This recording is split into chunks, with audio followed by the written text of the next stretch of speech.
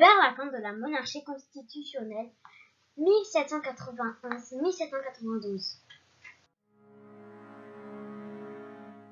Au bout d'un an, lors de la fête de la Fédération, le 14 juillet 1790, sur le Champ de Mars, devant un peuple en liesse, acclamant le marquis de Lafayette, puis bientôt l'Assemblée nationale et la famille royale, il semble que la Révolution soit réussie et finie.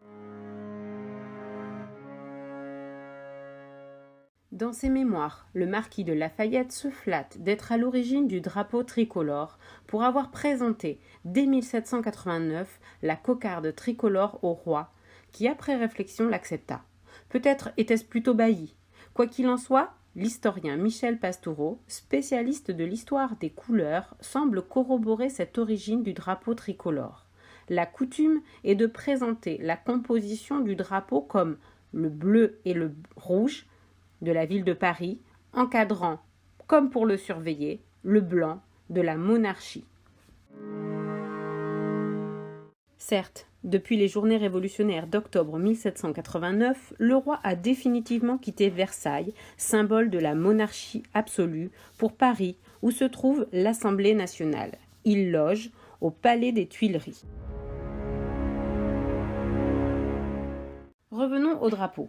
Pour le choix des 3 couleurs, Michel Pastoureau met en doute cette lecture parisienne. Pour lui, il faut plutôt aller chercher du côté de la Révolution américaine qui précède de quelques années la Révolution française à laquelle Lafayette a participé.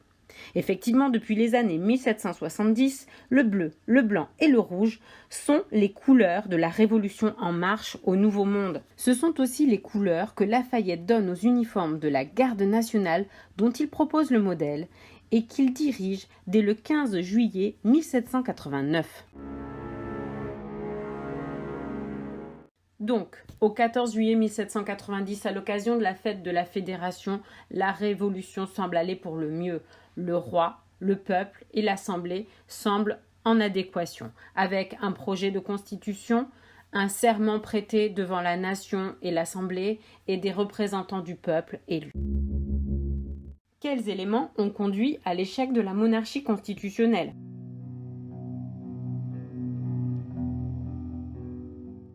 Louis XVI d'abord. Il se sent prisonnier de la Révolution. Son autorité est réduite par l'existence de l'Assemblée nationale. Et presque 2 ans, jour pour jour, après le serment du jeu de paume, il commet un acte qui lui sera longuement reproché. Dans la nuit du 20 au 21 juin 1791, le roi Louis XVI, la reine Marie-Antoinette, leurs 2 enfants, Madame Élisabeth, la sœur du roi et la gouvernante, quittent le palais des Tuileries où ils sont placés sous la surveillance de la garde nationale dirigée par Lafayette. Le roi tente de gagner la place forte de Montmédy pour y rejoindre le marquis de Bouillé, général en chef des troupes de la Meuse. De cette position de sécurité, il espère restaurer l'autorité royale. La route est longue avec les moyens de transport de l'époque. L'alerte est rapidement donnée. Un garde-barrière pense bien avoir reconnu le roi. La famille royale est arrêtée à Varennes, ramenée à Paris. Sur le chemin du convoi, qui dure 3 jours, la famille royale est conspuée. Mais à l'entrée de Paris, le mot d'ordre est donné à ceux qui viennent le voir passer. Ni saluer, ni insulter. L'Assemblée réfléchit à ce qu'elle doit faire.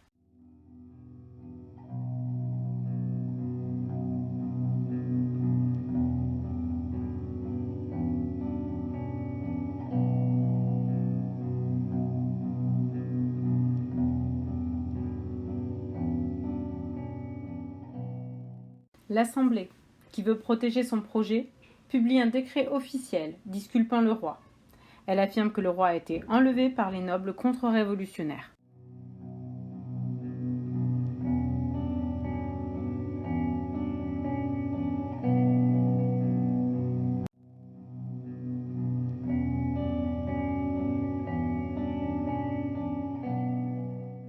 Pour fêter l'anniversaire de la prise de la Bastille et de la fête de la Fédération, et pour manifester également, des Français se réunissent sur le Champ de Mars sans autorisation, avec des pétitions contre la monarchie. Mais l'Assemblée ne veut pas d'émeute. La ville fait tirer sur le peuple. Ainsi, Prudhomme raconte.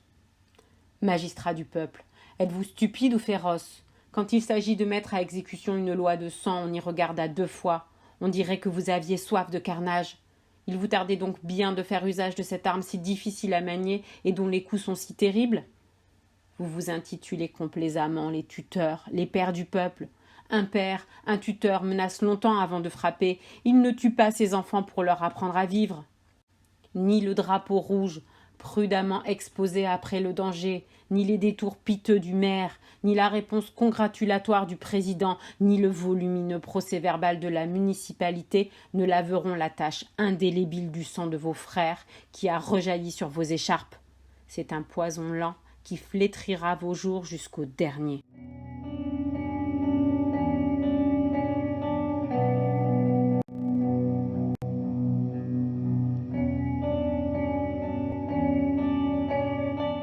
Le temps presse. L'Assemblée se hâte de finir sa constitution, qu'elle espère être le garant de la stabilité politique. Celle-ci est achevée et votée à l'Assemblée au début de septembre 1791. Dans la monarchie précédente, le roi réunissait en sa personne les 3 pouvoirs constituant un État. Il décidait seul des lois, il dirigeait seul l'administration et l'armée, et la justice était rendue au nom du roi. Avec cette constitution, les pouvoirs sont séparés. Le roi conserve le pouvoir exécutif. Il nomme les ministres et ambassadeurs, fait exécuter les lois, il est à la tête de l'armée et déclare la guerre au nom de sa nation après le vote de l'Assemblée. Mais il a obtenu un droit de veto, qui signifie « je ne veux pas » en latin, qui lui permet de suspendre durant 2 législatures une loi. L'Assemblée nationale est chargée de l'ensemble du pouvoir législatif, elle propose et vote les lois. Les 745 représentants du peuple sont élus chacun dans leur département par des citoyens actifs, c'est-à-dire des personnes qui paient un impôt, le cens, équivalent à peu près 200 journées de salaire ouvrier. On parle de suffrage censitaire, le suffrage est donc réservé à une partie riche de la population. Enfin, le pouvoir judiciaire est indépendant des 2 autres pouvoirs, les juges sont élus par le peuple. On peut se poser la question de la réception en Europe de la Révolution française et de l'instauration de ce nouveau régime politique qui fait exception. Le courant de pensée des Lumières était européen et le vent venu d'Amérique a eu de nombreux échos. Parmi les peuples, une élite cultivée est attirée par ces idées et observe avec curiosité au moins ce peuple français qui s'est libéré du pouvoir absolu du roi. Parmi les monarchies, les souverains autoritaires reçoivent très mal cette révolution. Ils craignent la contagion et soutiennent Louis XVI dans une volonté de contre-révolution. En attendant, ils ont accueilli ce qu'on appelle les émigrés. Ce sont des nobles et des religieux qui ont rejeté l'abolition des privilèges et la constitution civile du clergé. Pourtant, à l'Assemblée nationale, on croit à la propagation de la Révolution en Europe et de ses principes. Le groupe des députés mené par les élus girondins est persuadé que les peuples sont en attente d'une guerre révolutionnaire pour se libérer de leur chaîne. Il juge que la guerre sera facile. Robespierre, un député montagnard, n'y est pas favorable. Nous n'avons rien à craindre de la guerre, car elle seule peut purger la France du despotisme qui l'étouffe. Espérez-vous d'un souffle détruire l'aristocratie, les prêtres réfractaires, tous ceux qui s'opposent à la Révolution? Alors il faut détruire l'armée d'émigrés qui se rassemble à Coblence, tandis que nous parlons. Alors seulement quand nous aurons écrasé tout espoir d'aide extérieure, le roi sera forcé de gouverner conformément à la Constitution. Écoutez-moi. La guerre n'est pas une solution. Écoutez-moi bien, Brissot, et vous tous, ces amis girondins. Affirmer à cette tribune qu'il faut déclarer la guerre est intolérable. Toute guerre offensive est par nature contre-révolutionnaire. Avez-vous donc si peu de confiance dans la cause révolutionnaire? Il ne suffit pas qu'un peuple entre à main armée chez un autre peuple pour lui faire adopter ses lois et sa constitution. Les peuples de toute l'Europe nous attendent. Personne n'aime les missionnaires armés. L'avis du roi nous est connu par une lettre qu'il a adressée au baron de Breteuil. Au lieu d'une guerre civile, ce sera une guerre politique, et les choses en seront bien meilleures. La France est dans un tel état qu'il lui est impossible de soutenir une demi-campagne. Mais il faut que j'aie l'air de m'y livrer franchement. Il faut que ma conduite soit telle que dans le malheur, la nation ne voit de ressources qu'en se jetant dans mes bras. En effet, Louis XVI sait l'état de l'armée, ses généraux sont à l'étranger, émigrés, la France n'a pas assez de moyens, Perdre cette guerre voulue par l'Assemblée nationale serait ramener l'opinion publique vers lui, seul à même de négocier avec les monarchies européennes dont il est proche. Marie-Antoinette est la tante de l'empereur d'Autriche-Hongrie. Le 20 avril, le roi déclare donc la guerre à l'Autriche au nom de... Messieurs, le roi!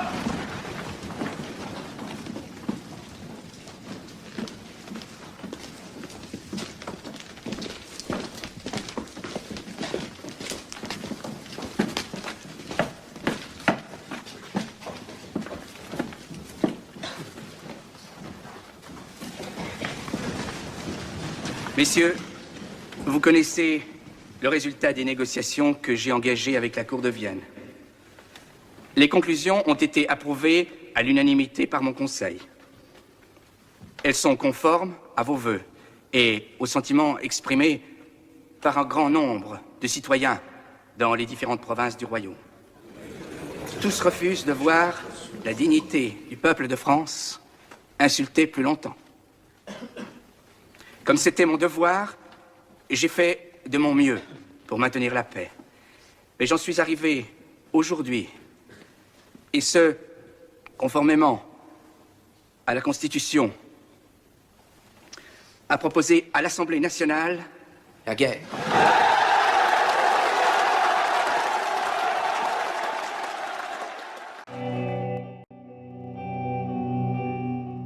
À cette époque, un officier français en poste à Strasbourg, Rouget de Lille, compose dans la nuit du 25 au 26 avril, chez Dietrich, le maire de la ville, le chant de guerre pour l'armée du Rhin.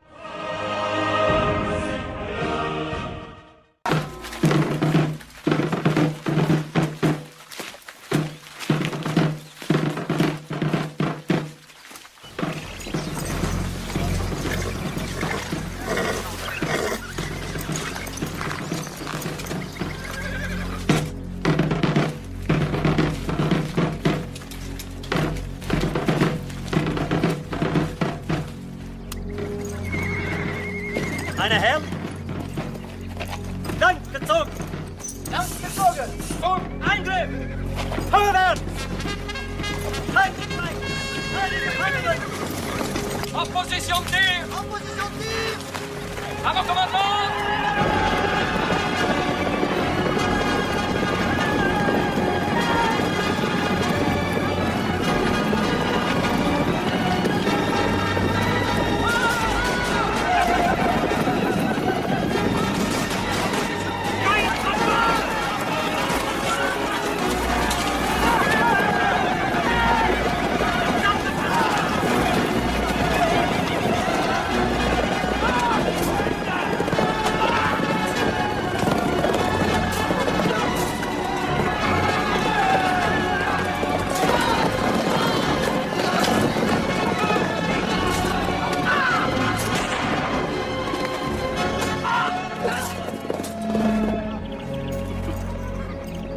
Das ist deine erste Lehre. Es werden noch viele andere folgen. Les grandes espérances des Girondins tournent court. Les anciennes monarchies sont solides et elles ont formé une coalition. Les défaites se succèdent, faisant écrire à Lafayette, depuis le front, le 6 mai. « Je ne puis concevoir comment on a déclaré la guerre sans être prêt sur rien. » En juillet, le général en chef de l'armée prussienne menace Paris d'être massacré si le peuple s'attaque à la famille royale, ce qui provoque une vive émotion. L'Assemblée déclare la patrie en danger, ce qui accentue l'engagement des volontaires. Pour l'opinion, le roi et la reine jouent double jeu. La colère se tourne vers eux.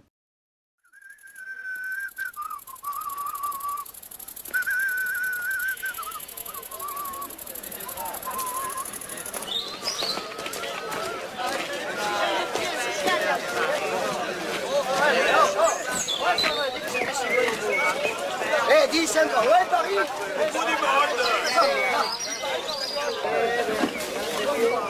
Voilà, Charpentier! Voilà, Pichoun!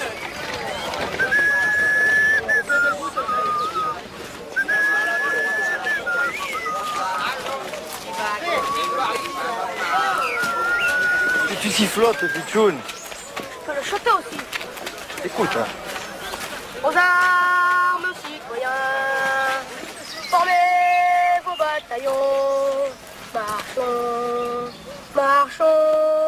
appris ça où? À Strasbourg. Strasbourg? Un charpentier qui chantait. Aux gros oies.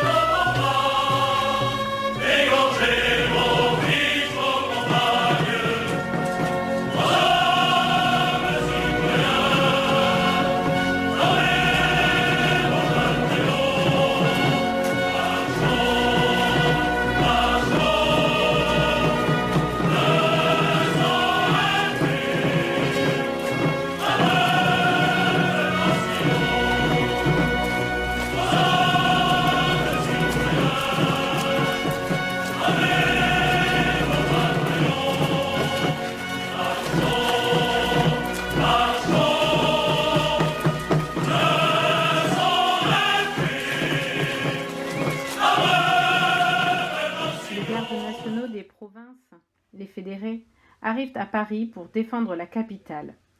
Ceux venant de Marseille chantent la désormais Marseillaise. Le 10 août 1792, le peuple de Paris se soulève, mené par les sans-culottes. Avec les fédérés, ils prennent d'assaut le palais des Tuileries.